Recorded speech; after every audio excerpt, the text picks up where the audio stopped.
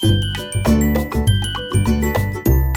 बच्चों, आप सभी का हमारे YouTube चैनल आइडियल देव क्लासेस में स्वागत है। बच्चों, आज हम आपके लिए एडगेट अभ्यास पुस्तिका विषय विज्ञान लेके आए जो कक्षा 7वीं के लिए। और इस एडगेट अभ्यास पुस्तिका को मध्य प्रदेश राज्य शिक्षा केंद्र भोपाल द्वारा वर्ष 2023-24 के लिए बनाया गया है। और आज हम इस वीडियो के माध्यम से आपको अध्याय 11 में क्या है, प्रकाश से संबंधित प्रश्नों को बताएंगे। चलिए देखते हैं अध्याय 11 क्या दिया हुआ है। अध्याय 11 में देखिए इसमें क्या दिया है। इस अध्याय में लर्निंग आउटकम 702, 704, 706, 709 समाहित है। पाठ की पूर्व की तैयारी।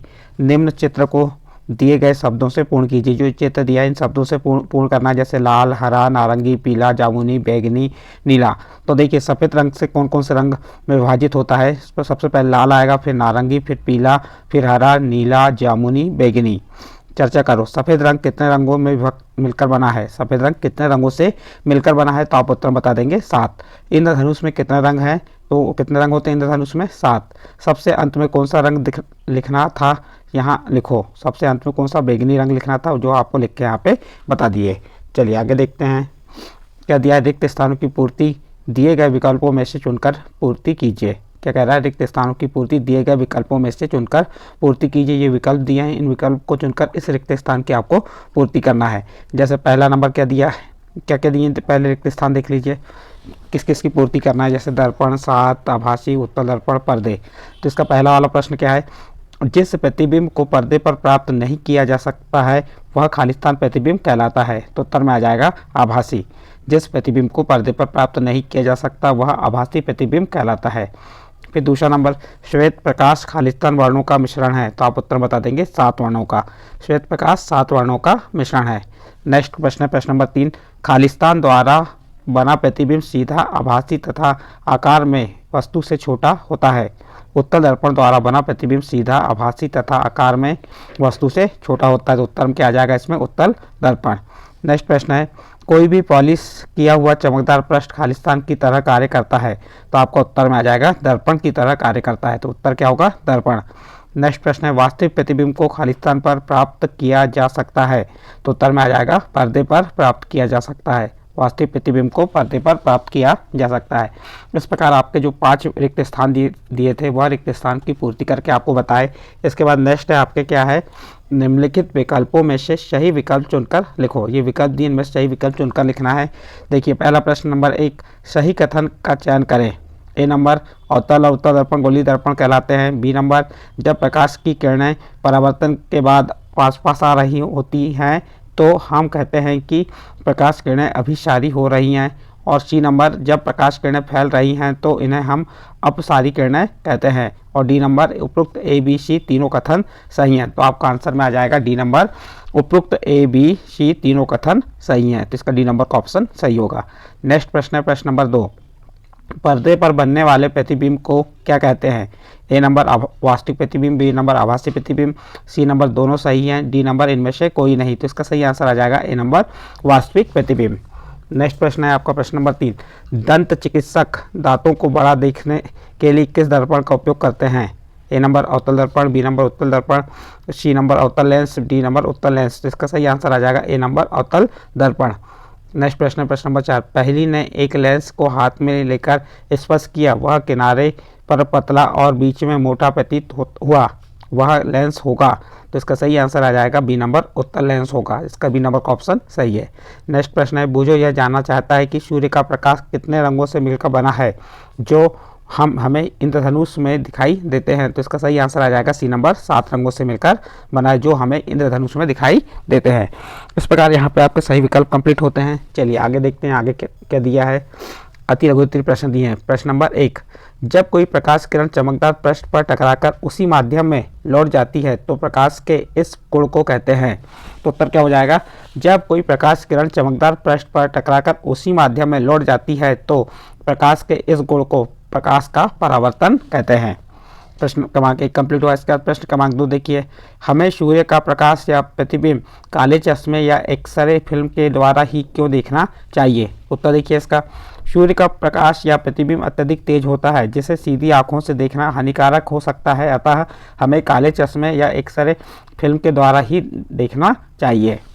इस प्रकार से आपका प्रश्न नंबर 2 का उत्तर कंप्लीट होता है। नेक्स्ट प्रश्न है आपका प्रश्न नंबर 3, आँख कान गला परीक्षण करने वाले चिकित्सक किस दर्पण का उपयोग करते हैं एवं क्यों?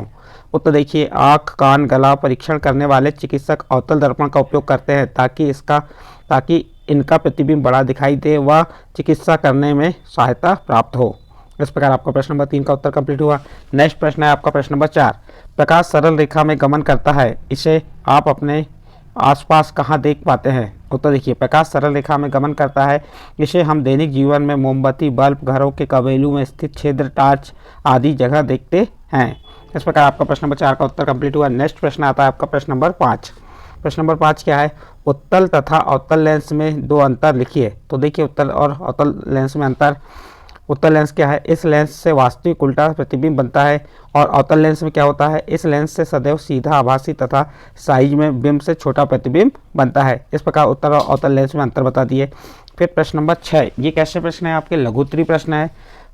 प्रश्न नंबर 6 क्या कह रहा है? प्रकाश का परावर्तन किसे कहते हैं? तो देखिए, जब प्रकाश किसी दर्पण पर पड़ता है तो दर्पण अपने ऊपर पड़ने वाले प्रकाश की दिशा को बदल देता है। दर्पण द्वारा प्रकाश की दिशा का यह परिवर्तन प्रकाश का परावर्तन कहलाता है। इस प्रकार आपका प्रश्न नंबर 6 का उत्तर कंप्लीट हुआ। नेक्स्ट प्रश्न है आपका प्रश्न नंबर 7। क्या कह रहा है? ए तथा बी चित्र में बने लेंस का नाम लिखकर इनके उपयोग बताइए। तो देखिए, चित्र ए ये वाला है और चित्र बी ये वाला है। तो चित्र चित्र से में बना लेंस का नाम उत्तल लेंस है। इसका उपयोग गाड़ी के हेडलाइट में किया जाता है। और बी चित्र में बना लेंस का नाम अवतल लेंस है। इसका उपयोग गाड़ियों के आईने में किया जाता है। इस प्रकार से आपका प्रश्न नंबर 7 का उत्तर कंप्लीट हुआ। नेक्स्ट प्रश्न है आपका प्रश्न नंबर 8। पहली ने एक वृत्ताकार डिस्क की सहायता से एक छोटा सा लड्डू बनाया जिस पर इंद्रधनुष के सातों रंगों को पेंट किया गया।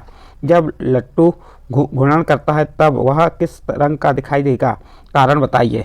देखिए, उत्तर में जब लट्टू घूर्णन करता है तो तब वह श्वेत वर्ण यानी सफ़ेद रंग में दिखाई देगा, क्योंकि सभी वर्ण आपस में मिल जाते हैं जो सफ़ेद रंग बनाते हैं। इस प्रकार आपका प्रश्न नंबर 8 का उत्तर कंप्लीट हुआ।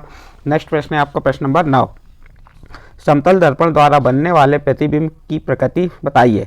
उत्तर देखिए इसका, समतल दर्पण द्वारा बना प्रतिबिंब सीधा होता है, यह आभासी होता है तथा बिंब के समान साइज का होता है। प्रतिबिंब दर्पण के पीछे उतनी ही दूरी पर बनता है जितनी कि दर्पण के सामने बिंब की दूरी होती है। इस प्रकार आपका प्रश्न नंबर 9 का उत्तर कंप्लीट हुआ।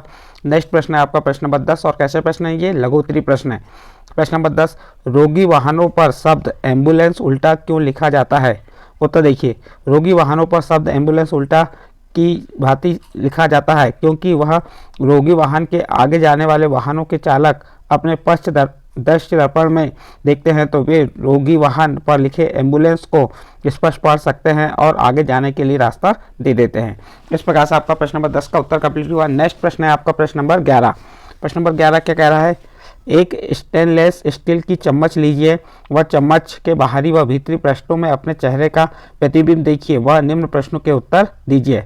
ए नंबर, भीतरी पृष्ठ में से किस प्रकार का प्रतिबिंब बनता है? वह यह पृष्ठ किस दर्पण की तरह व्यवहार करता है?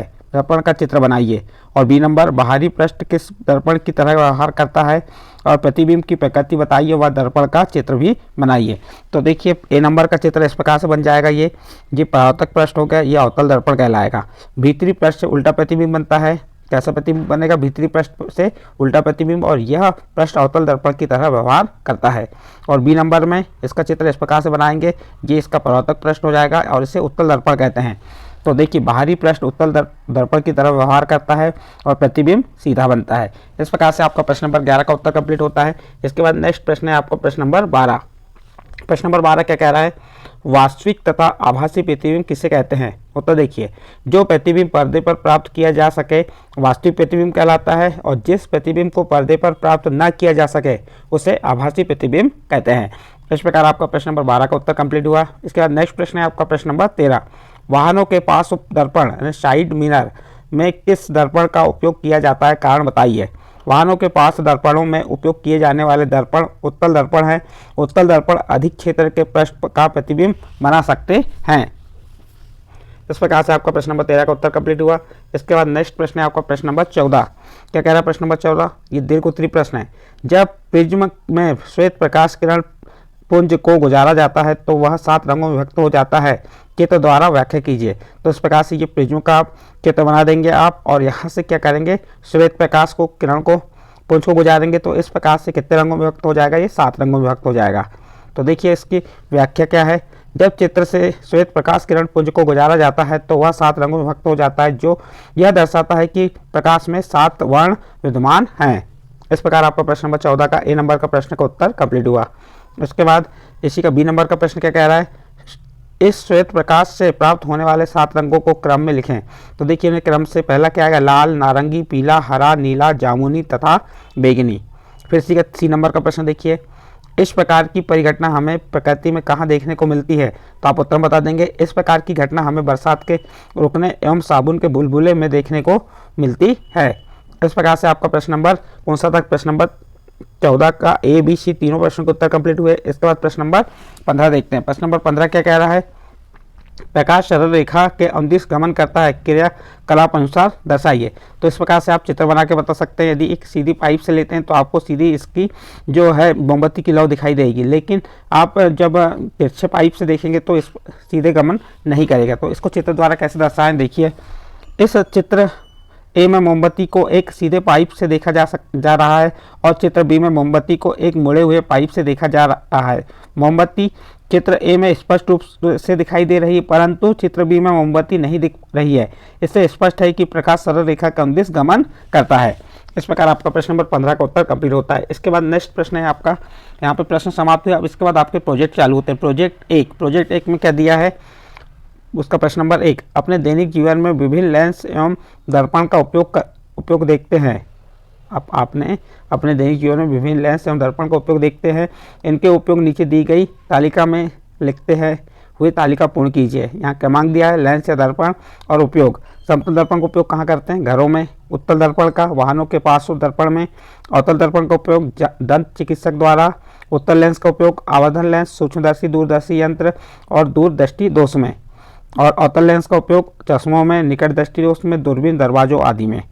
इस प्रकार से ये आपका प्रश्न नंबर 1, प्रोजेक्ट 1 का प्रश्न नंबर 1 कंप्लीट होता है। इसके बाद आपका प्रोजेक्ट 2 आता है। प्रोजेक्ट 2 में क्या दिया है, 7 रंगों से कागज की वृत्ताकार शीट को रंगकर 1 न्यूटन की डिस्क का निर्माण कीजिए एवं नीचे दिए गए स्थान पर बनाने की विधि को अपने शब्दों में लिखो एवं कक्षा में डिस्क का प्रस्तुतिकरण कीजिए। तो आप इस प्रकार से ये 7 रंगों से वृत्ताकार शीट को रंगकर एक डिस्क बना सकते हैं और उसे घुमा सकते हैं। इस प्रकार से इसका चित्र बना के आप बता सकते हैं। इस प्रकार आपका प्रोजेक्ट 2 प्रोजेक्ट 1 कंप्लीट होता है। और इन प्रोजेक्ट के साथ साथ जो आपके प्रश्न 1 से 15 तक जो प्रश्न दिए थे उनके उत्तर आपको हमने बताए। और किस अध्याय के हैं ये, अध्याय 11। अध्याय 11 में क्या दिया था, प्रकाश। तो प्रकाश से संबंधित जो प्रश्न थे उनके उत्तर आपको बताए। यदि ये अच्छे लगे हों तो आप हमारे चैनल आइडियल देव क्लासेस को सब्सक्राइब कीजिए, लाइक कीजिए एवं अन्य ग्रुप में शेयर जरूर कीजिए।